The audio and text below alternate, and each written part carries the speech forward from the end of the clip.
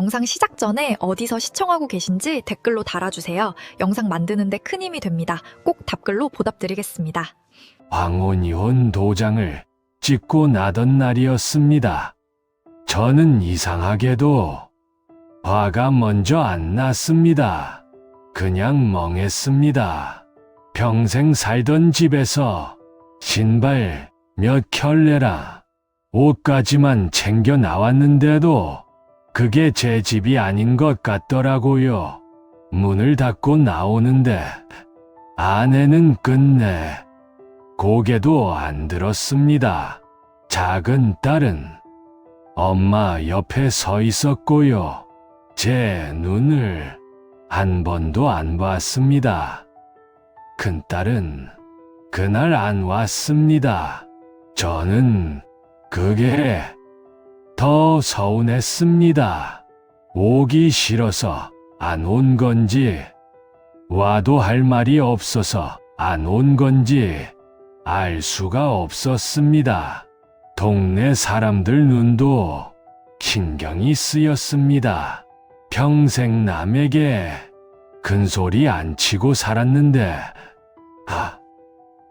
이 나이에 쫓겨나듯 나오는 꼴이 참 초라했습니다. 그때까지만 해도 저는 참다가 끝난 사람인 줄 알았습니다. 아내는 오래전부터 제가 가정에 무심했다고 말했습니다. 돈만 벌어다 줬지 정은 없었다고 했습니다. 틀린 말이 아예 없는 건 아니었습니다. 저도 무뚝뚝했고 일 핑계로 집안일에 손을 덜 댄 것도 사실이니까요. 그런데 이상한 건 그 모든 이야기가 꼭 정해진 대본처럼 한꺼번에 쏟아졌다는 점이었습니다.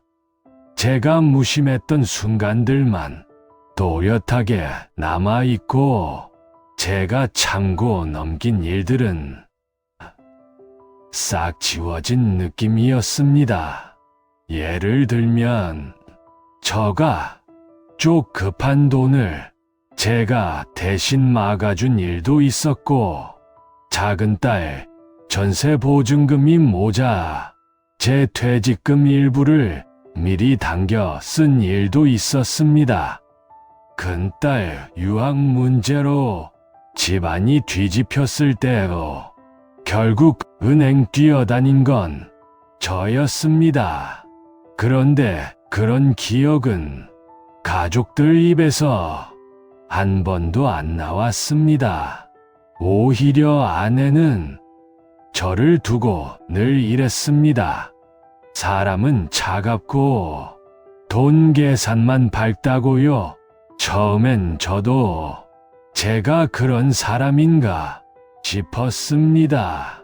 세월이 길면 남의 말이 아니라 가족 말이 더 무섭습니다.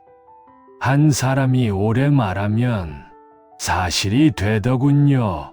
특히 자식들 앞에서는 더 그랬습니다.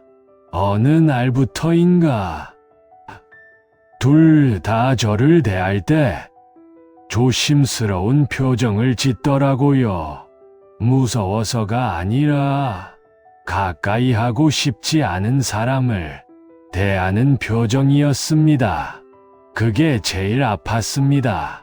황혼이혼 얘기가 처음 나온 것도 갑작스럽지 않았습니다.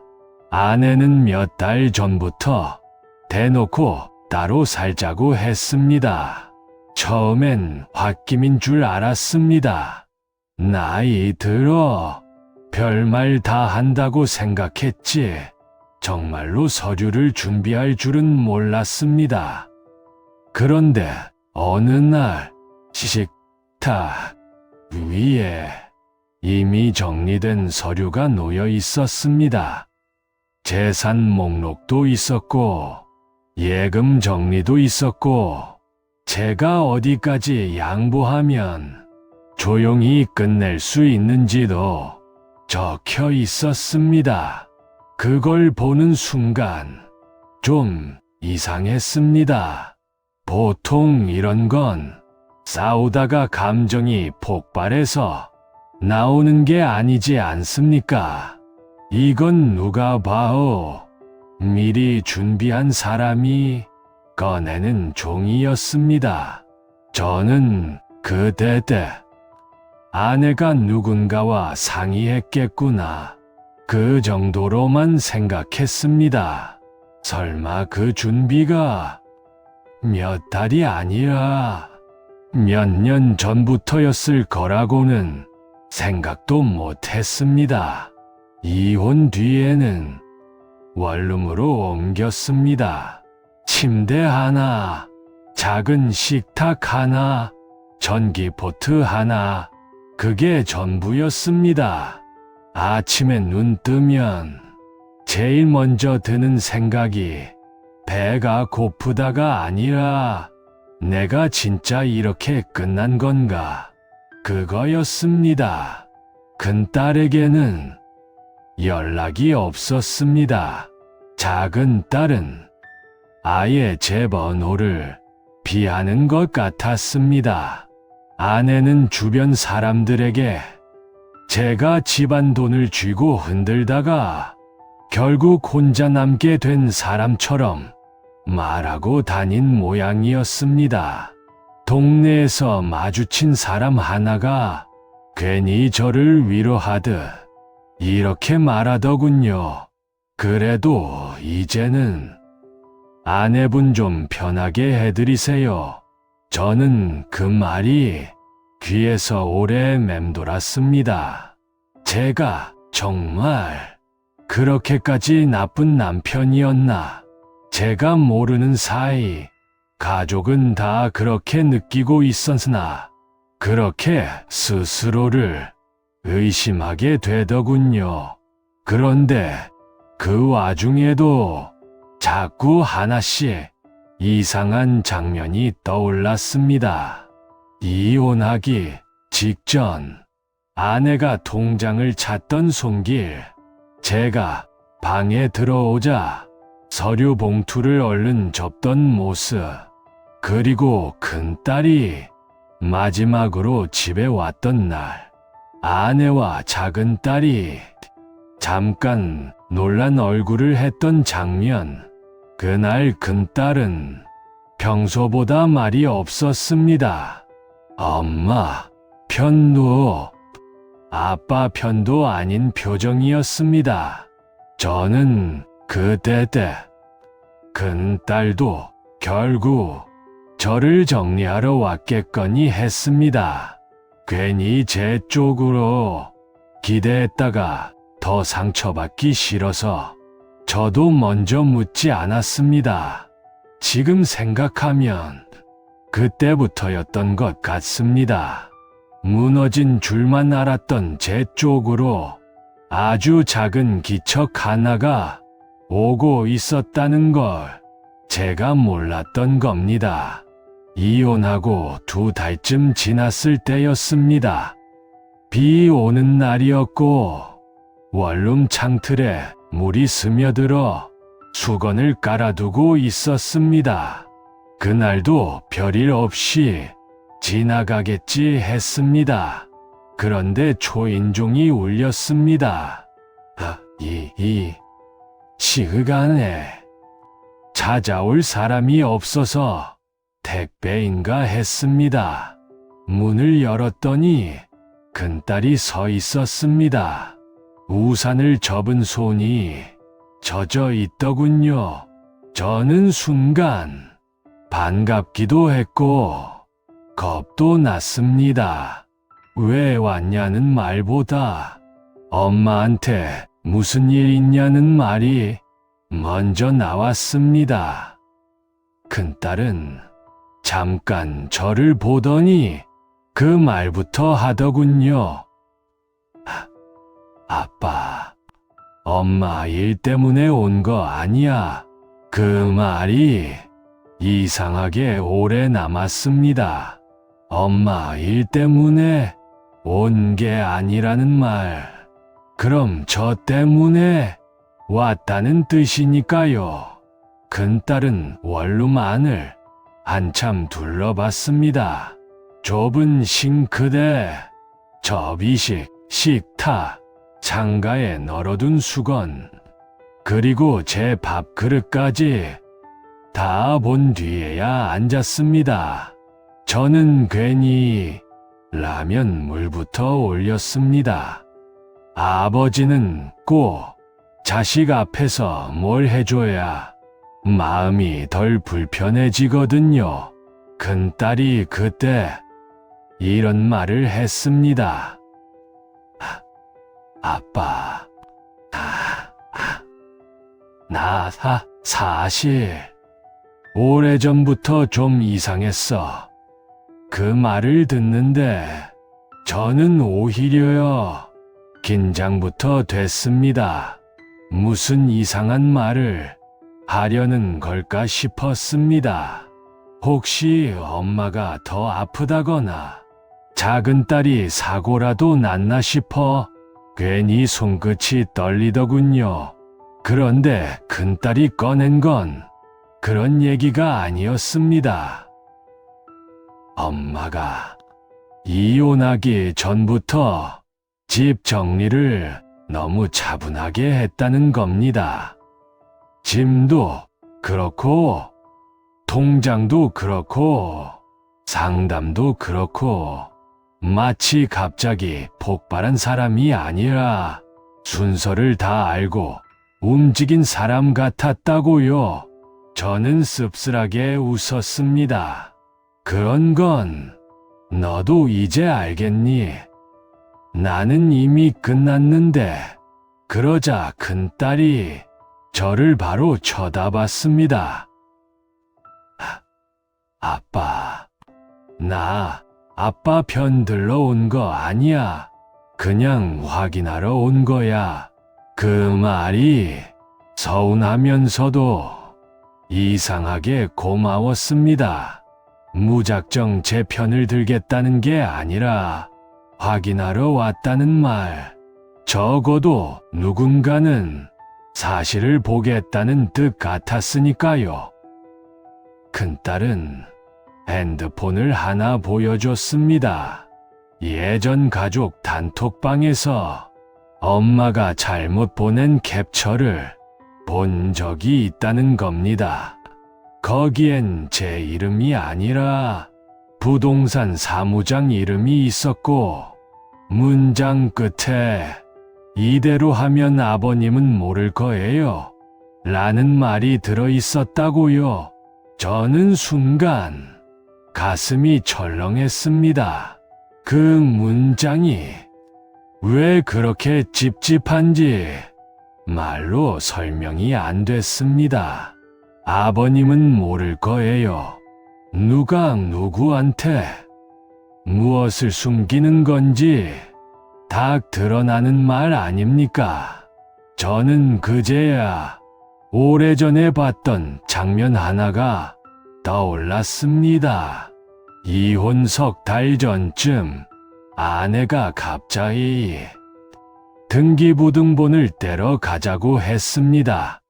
세금 문제라기에 그냥 따라갔습니다. 그날 아내는 제가 서류를 제대로 읽기 전에 여기만 사인하라고 재촉했습니다.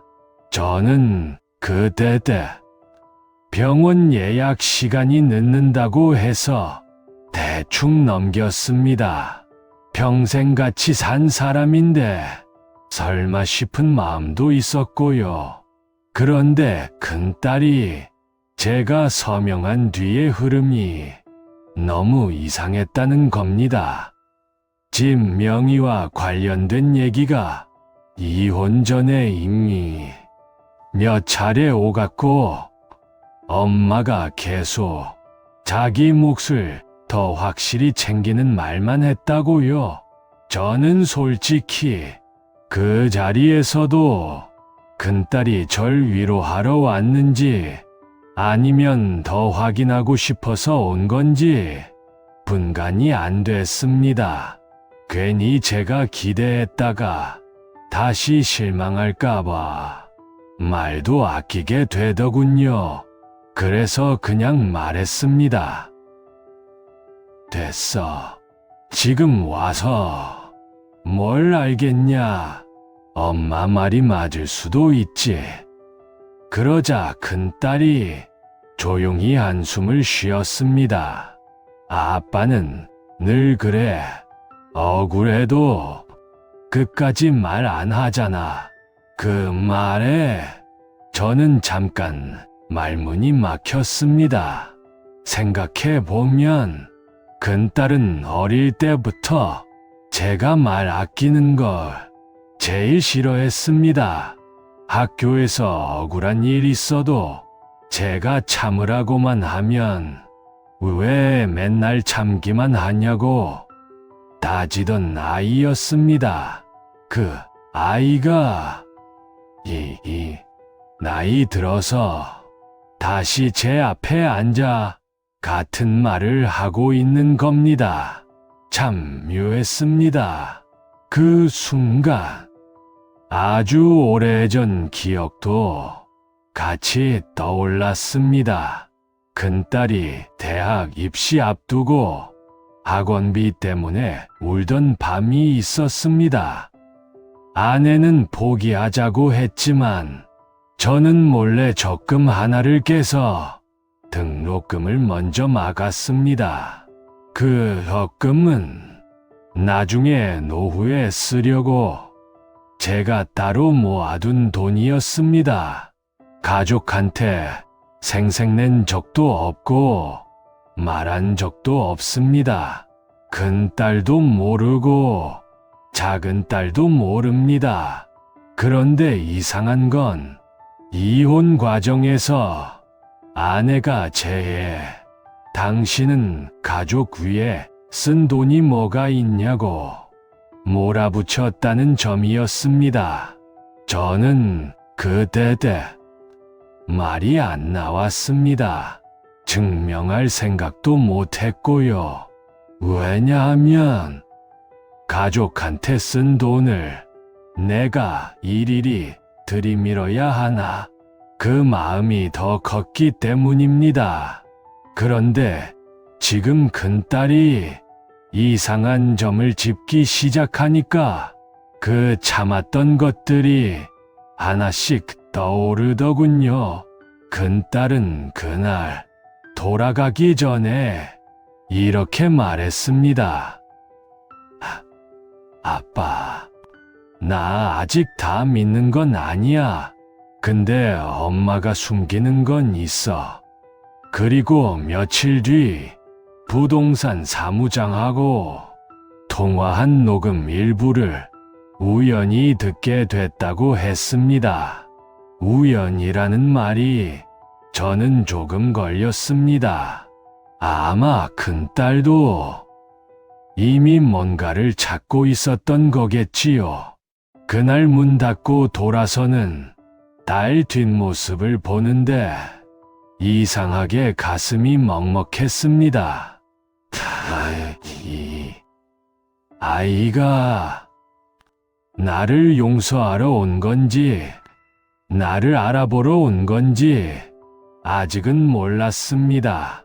하지만 분명한 건 처음으로 제 억울함이 제 입 밖이 아니라 다른 사람 눈으로 보이기 시작했다는 점이었습니다. 그 뒤로는 제가 더 괴로워졌습니다.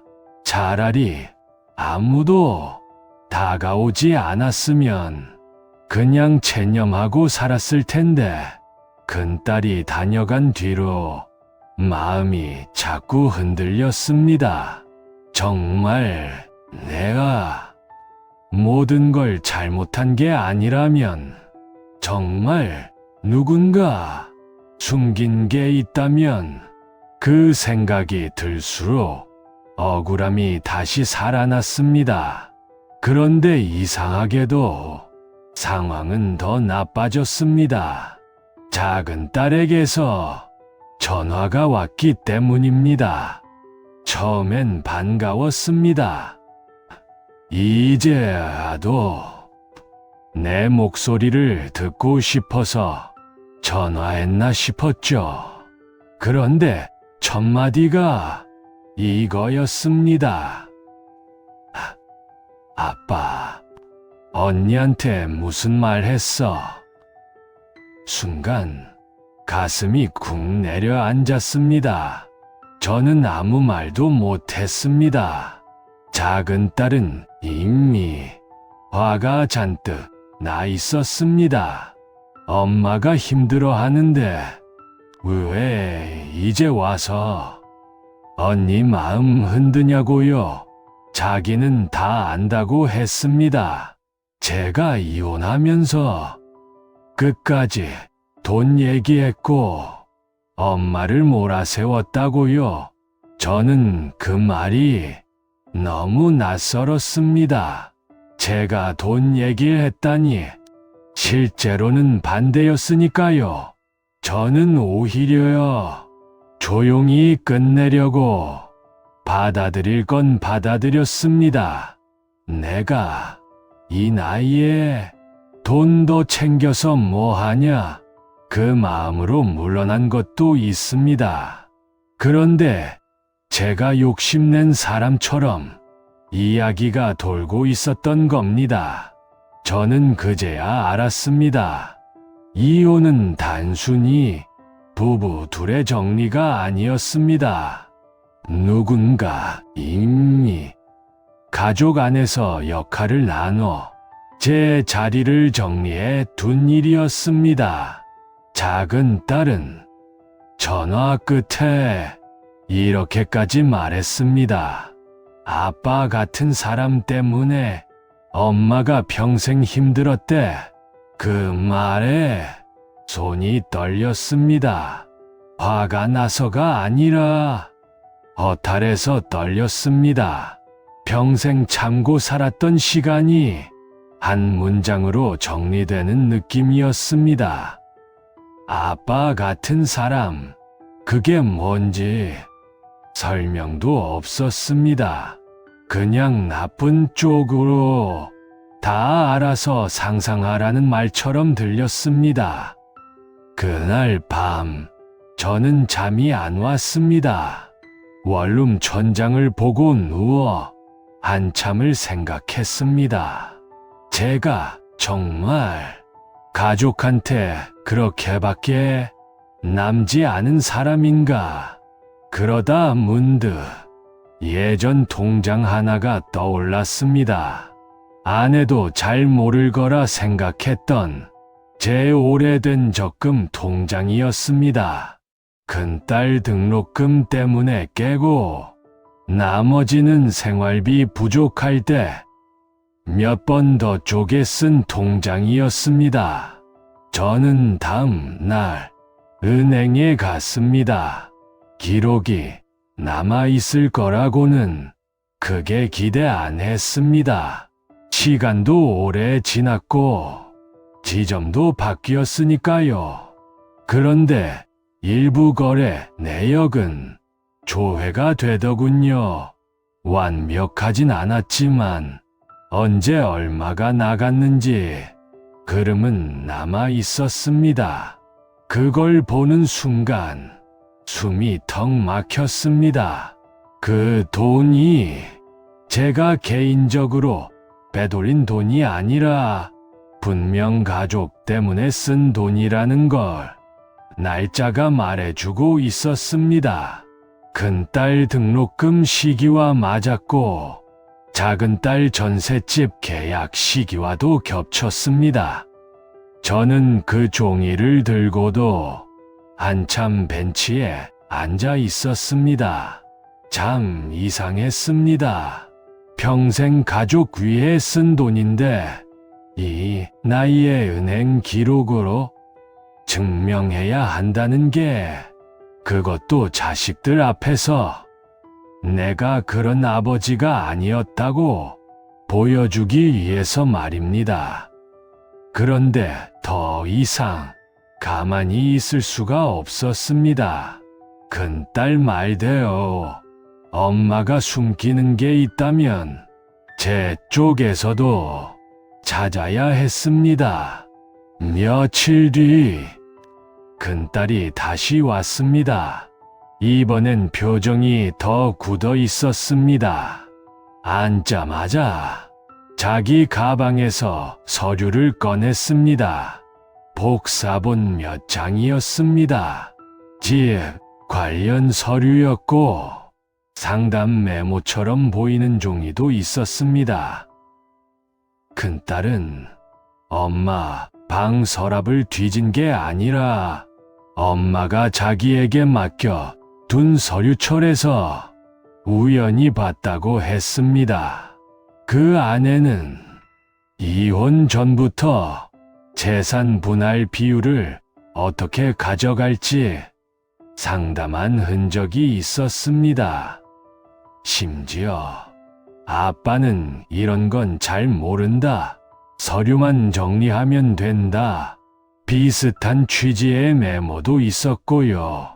저는 처음엔 믿기지가 않았습니다.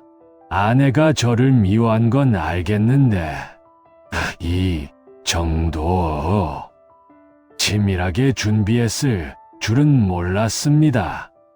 그보다 더 충격적이었던 건 큰딸이 그 서류를 보면서도 곧장 제게 오지 못했다는 사실이었습니다. 큰딸은 울먹이며 말했습니다. 나도 엄마가 불쌍했어. 그래서 계속 못 본 척했어. 그 말이 참 아프더군요. 딸도 한쪽만 믿고 싶었던 겁니다. 엄마가 피해자였으면 세상이 단순해지니까요. 아빠가 나쁜 사람이면 자기가 중간에서 괴로울 일도 줄어드니까요. 저도 그 마음이 이해가 갔습니다. 그래서 화를 못 냈습니다. 오히려 더 무너졌습니다. 딸이 저를 미워해서가 아니라 믿고 싶지 않은데도 이상한 점이 자꾸 보여서 혼자 얼마나 흔들렸을까 싶어서요. 하지만 갈등은 거기서 끝나지 않았습니다. 큰딸이 저를 만나고 있다는 걸 아내와 작은딸이 알게 된 겁니다. 그 뒤로 큰딸은 엄마에게 심하게 몰렸습니다. 너도 결국 아버지 돈 편이냐? 엄마 평생 고생한 건 안 보이냐? 그 말을 들은 큰딸이 저한테 털어놓는데 제 속이 다 타들어갔습니다. 저는 그때 이제 그만하자고 말하고 싶었습니다. 내가 그냥 나쁜 아버지로 남으면 애들끼리라도 덜 싸우지 않을까? 그 생각도 했습니다. 그런데 큰딸이 단호하게 말했습니다. 아빠, 이번엔 그러지 마. 맨날 그렇게 넘어가서 여기까지 온 거잖아. 그 말이 정확했습니다. 저는 참고 넘기는 걸 가족을 지키는 일이라고 믿었습니다. 그런데 참기만 한 사이 누군가는 제 침묵을 자기 이야기의 증거로 써버렸습니다. 제가 말 안 하면 없는 사실이 되는 게 아니라 상대 말이 사실이 되는 거였습니다. 그날 이후 저는 처음으로 제 서류를 한 대 모으기 시작했습니다.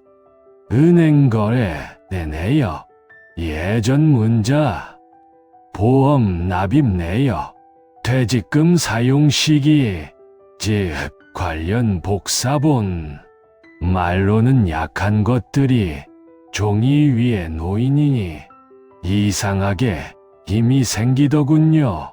그리고 저는 알게 됐습니다. 이 싸움은 가족을 이기기 위한 싸움이 아니라 내가 어떤 사람으로 남을지를 지키는 일이었다는 걸요. 결정적인 건 부동산 사무장에서 나왔습니다. 큰딸이 먼저 그 사람과 통화해 봤다고 했습니다. 처음엔 별말 안 하려 했는데 큰딸이 집 관련 상담 날짜와 서류 흐름을 정확히 짚자 상무적으로 아는 선에서만 얘기를 했다고 하더군요. 그 말만 들어도 저는 이미 감이 왔습니다. 아내가 충동적으로 이혼을 밀어붙인 게 아니라 적어도 재산 정리만큼은 오래전부터 계산했다는 겁니다. 며칠 뒤 큰딸과 저는 부동산 근처 카페에서 사무장을 직접 만났습니다. 그 사람은 처음엔 조심스러워했습니다. 당연하지요. 남의 집 이혼 문제에 괜히 휘말리고 싶지 않을 테니까요. 그런데 큰딸이 차분하게 말했습니다. 저희는 싸우러 온 게 아니라 사실 확인하러 온 거예요. 그리고 제가 조용히 종이 몇 장을 내밀었습니다. 제가 서명했던 날의 날짜, 이혼 합의서 날짜, 집 관련 문의 기록이 남은 시기, 그리고 제 은행 거래, 내역 일부. 사무장은 한참 보다 말했습니다.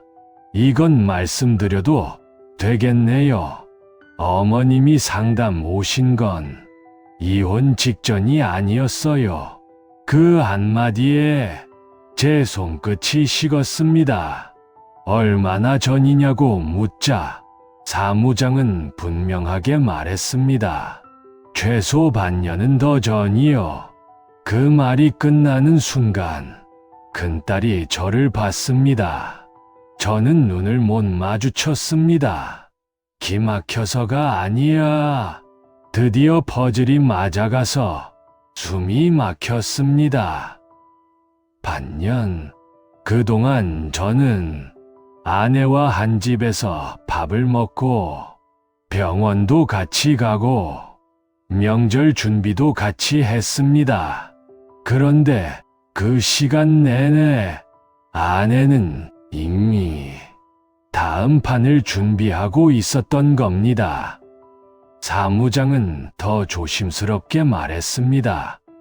당시 어머님이 아버님은 서류를 자세히 안 보신다고 말한 적이 있어요. 그 말이 제 가슴을 찔렀습니다. 맞습니다.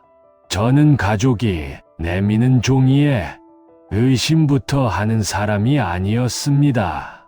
그걸 믿음이라고 생각했습니다. 그런데 누군가는 그 믿음을 습관처럼 이용했던 겁니다. 큰딸은 거기서 마지막으로 하나를 더 물었습니다. 엄마가 누구와 자주 상의했는지도 기억나시냐고요? 사무장은 망설이다가 작은 따님이 같이 온 적도 있고 법률 상담 쪽 소개를 받은 적도 있다고 했습니다. 저는 그 순간 두 번째로 무너졌습니다. 작은 딸까지 일부는 알고 있었다는 뜻이니까요. 물론 다 안 건 아닐 수 있습니다. 엄마 말만 믿고 도운 걸 수도 있겠죠. 하지만 최소한 아버지만 모르고 있었다는 사실만은 분명했습니다. 카페에서 나와 한동안 말을 못했습니다. 비가 조금 오고 있었는데 우산도 안 펴고 서 있었습니다. 큰딸이 그때 제게 처음으로 이렇게 말했습니다. 아빠, 나 이제 알겠어. 아빠가 왜 아무 말 못했는지. 그 말에 저는 겨우 고개를 들었습니다. 큰딸, 눈이 붉어져 있더군요.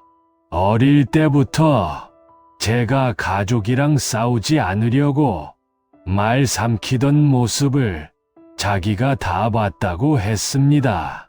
엄마가 화내면 아빠는 늘 물러섰고 딸들이 편해지라고 자기만 나쁜 사람 되는 쪽을 선택했다고요. 저는 그 말을 듣고도 바로 부정하지 못했습니다. 사실이었으니까요. 하지만 그게 이렇게 돌아올 줄은 몰랐습니다. 참았던 게 미덕이 아니라 증거 없는 침묵이 되어 제 목을 조를 줄은 몰랐습니다. 큰딸은 가방에서 또 하나를 꺼냈습니다. 녹음 파일 일부를 정리한 메모였습니다. 엄마가 지인에게 이렇게 말한 대목이 있었답니다. 아버지는 애들한테 말 못해. 그 성격 알잖아. 그 문장을 보는 순간 오히려 정신이 도렷해졌습니다. 아내는 제 성격을 모른 게 아니었습니다. 너무 잘 알았습니다. 그래서 더 정확하게 제가 반박 못할 구조를 만든 겁니다. 제가 말 안 할 걸 아니까, 자식들 앞에서 체면 차릴 걸 아니까, 돈 이야기 꺼내는 걸 끝까지 싫어할 걸 아니까, 그걸 다 알고 움직였던 겁니다. 그날 저녁, 큰딸이 처음으로 제 원룸에 다시 왔습니다. 이번엔 손에 반찬통이 들려 있었습니다. 별건 아닌 장면인데 저는 그게 왜 그렇게 가슴을 치는지 모르겠더군요. 딸이 조용히 반찬을 꺼내어 이렇게 말했습니다.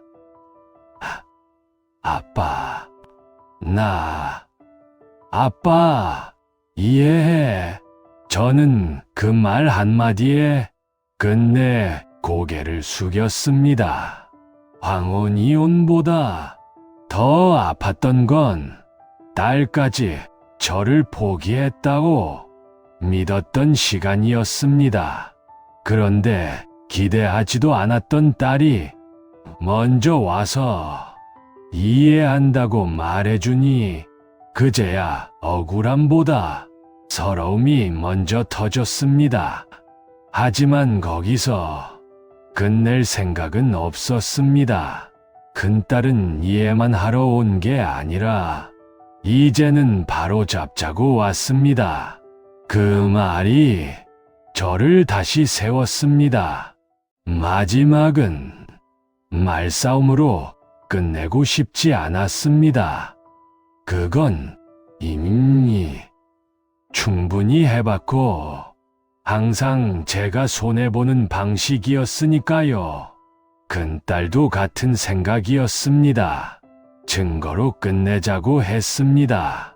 그래서 주말 저녁 딸 둘이 다 있는 자리에서 한번 만나기로 했습니다.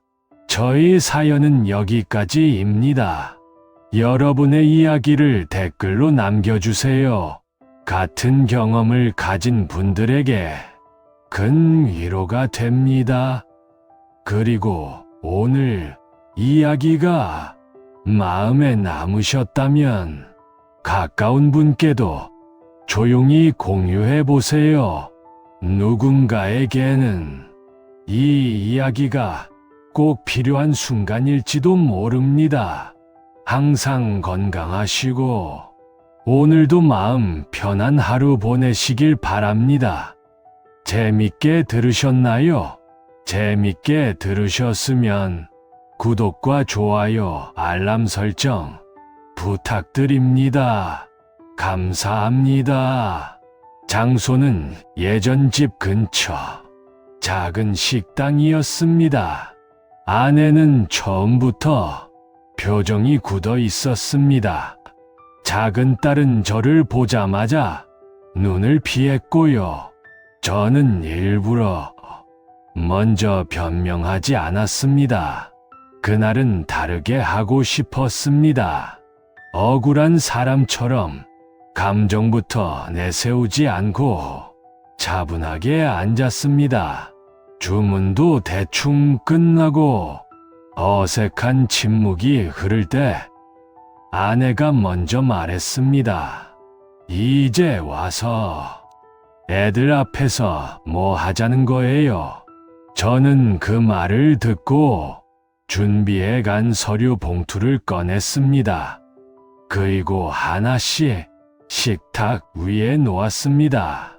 은행 거래, 내역, 예전 집 관련 서류 날짜, 상담 시기 정리표, 제가 가족 때문에 쓴 돈의 흐름, 아내 얼굴이 그때 처음 변했습니다.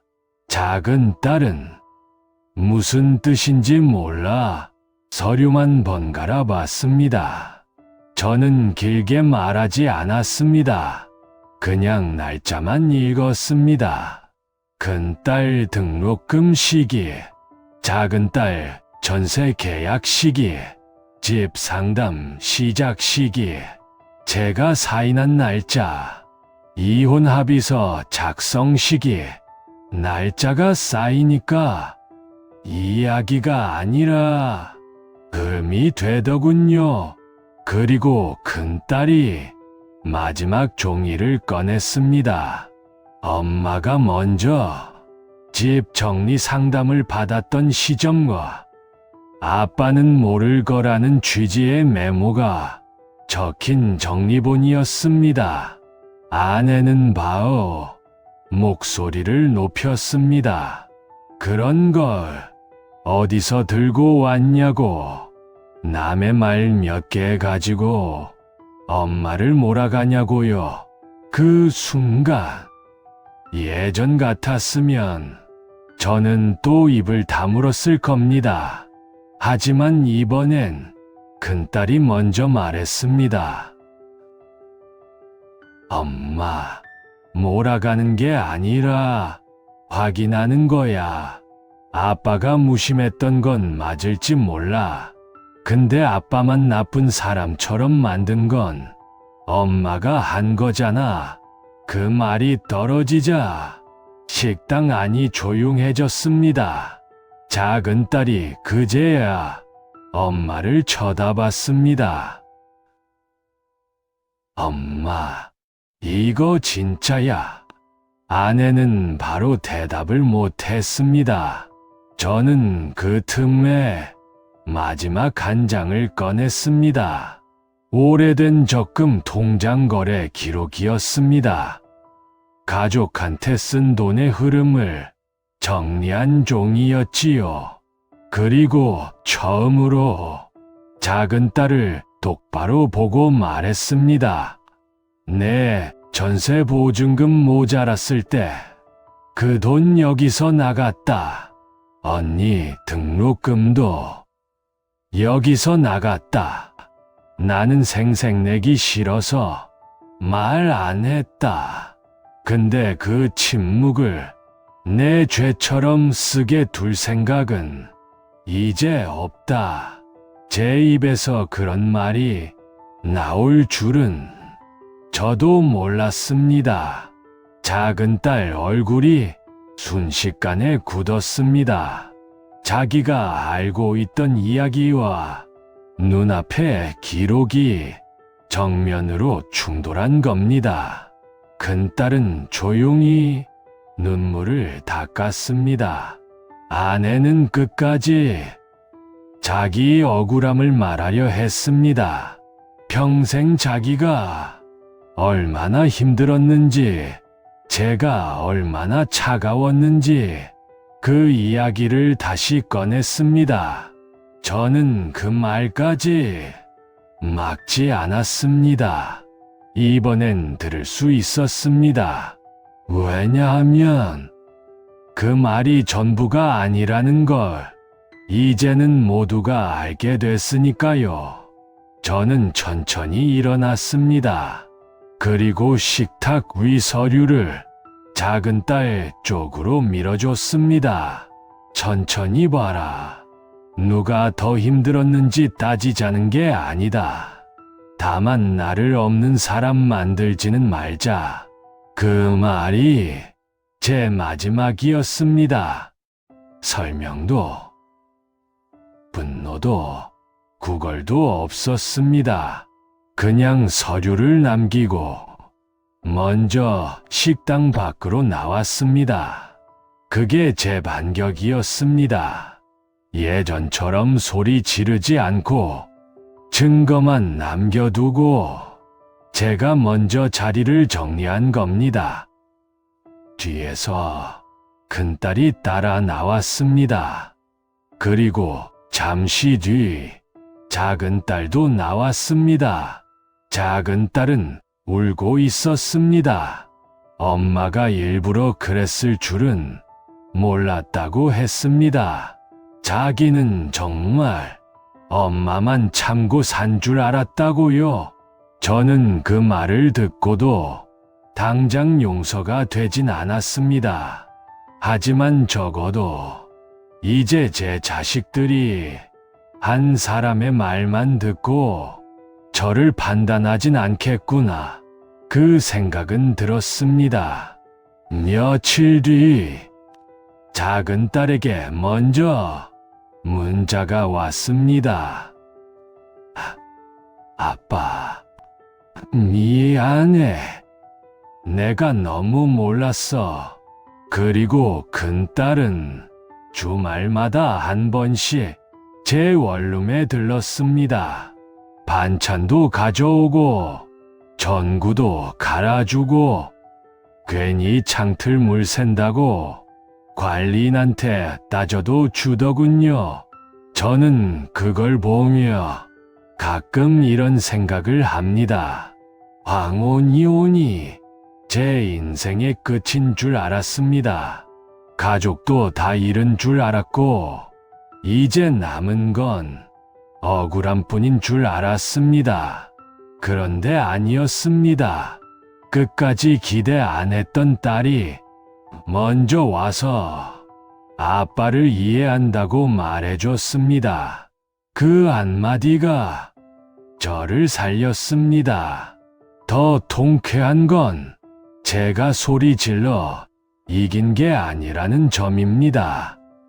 참고만 살던 사람이 처음으로 자기 삶의 기록을 꺼내 자기 자리를 되찾았다는 겁니다. 누군가는 아직도 제가 차가운 사람이라고 말할지 모릅니다. 괜찮습니다. 이제 제 딸들은 압니다. 제가 어떤 아버지였는지, 무엇 때문에 침묵했는지, 그리고 누가 그 침묵 뒤에 숨어 있었는지, 그걸 알게 된 날부터 저는 더 이상 쫓겨난 사람이 아니었습니다. 늦었지만 제 자리로 돌아온 사람이었습니다. 저의 사연은 여기까지입니다. 여러분의 이야기를 댓글로 남겨주세요. 같은 경험을 가진 분들에게 큰 위로가 됩니다. 그리고 오늘 이야기가 마음에 남으셨다면 가까운 분께도 조용히 공유해 보세요. 누군가에게는 이 이야기가 꼭 필요한 순간일지도 모릅니다. 항상 건강하시고 오늘도 마음 편한 하루 보내시길 바랍니다. 재밌게 들으셨나요? 재밌게 들으셨으면 구독과 좋아요, 알람 설정 부탁드립니다. 감사합니다.